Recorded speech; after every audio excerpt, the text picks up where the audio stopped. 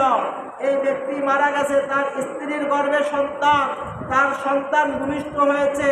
আস্তে আস্তে বড় হয়ে যখন লেখাপড়ার যোগ্য হয়েছে,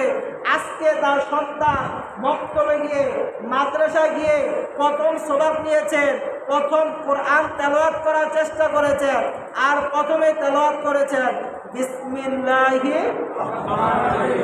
বিসমিল্লাহি। এই ব্যক্তির সন্তান ওই মক্তবে বসে আমি আল্লাহকে রহমান বলতেছে,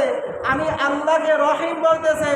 আমি আল্লাহ রহমান হয়ে রহিম হয়ে কিভাবে তার বাবাকে আযাব দিতে পারি, সে উসিলায় আমি আল্লাহ তার জীবনের গুনাহগুলো মাফ করে তার সন্তান বিসমিল্লাহ বলার কারণে তার কবরকে জান্নাতের বাগান করে দিয়েছে।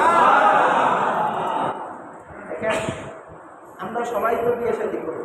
বিয়ে শাদী করি না? যারা করেছি তারা করেছি,